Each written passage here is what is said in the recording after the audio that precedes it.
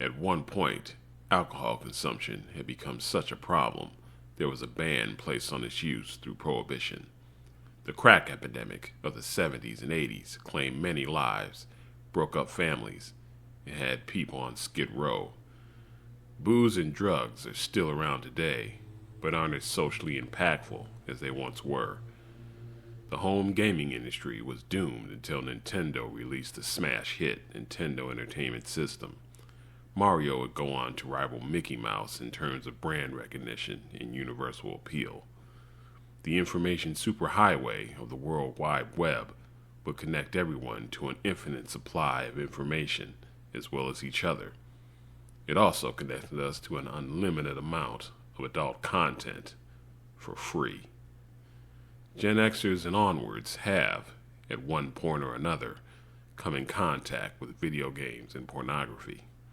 One or both of these things have been a significant part of their adolescent years. Still, why would anyone compare these things to alcohol and cocaine? Some would argue porn is even worse than alcohol and cocaine. Those dealing with mental health have stated how watching pornography affects the brain in giving us dopamine surges which are unhealthy in affecting our mood as well as our sexual performance. Many use porn as a way to opt out of real romantic relationships. They now have the option to just quit and walk away rather than figure out how to make these relationships work. There was a time when you didn't have this option, as infinite amounts of totally free smut were a mouse click away. You had to sneak it out of your dad's room, watch the late night skin channels, or go to the adult film store without being seen by anyone you knew.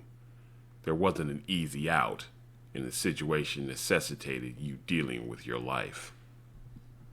Video games have a stigma attached to them, but aren't as lethal. More and more people believe gaming shouldn't be seen as bad. The same can be said for alcohol. Neither are deemed bad in and of themselves.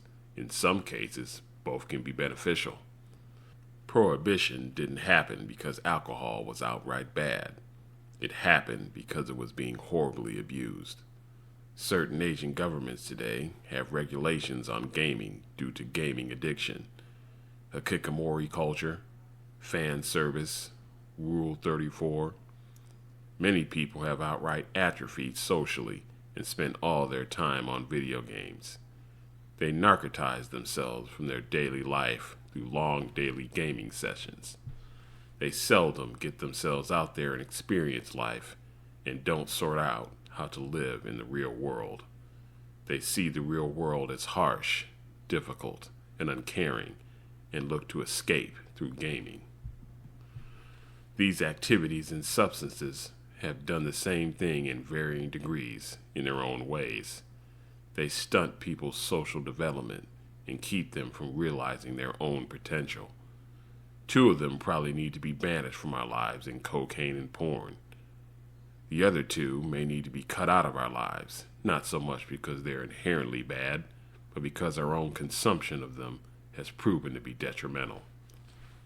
Are we progressing as human beings and becoming more valuable people? Are the activities we participate in and substances we consume aiding us in our journey of self-improvement?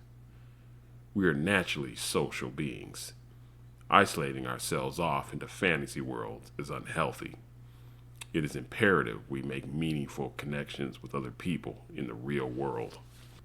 Anything presenting itself as an obstacle from this is a problem which needs to be addressed. We must stop looking for ways to escape our lives and instead take on life's challenges and become stronger, more capable people. Don't be a cheerleader or a bench warmer. It's time to get in the game of life.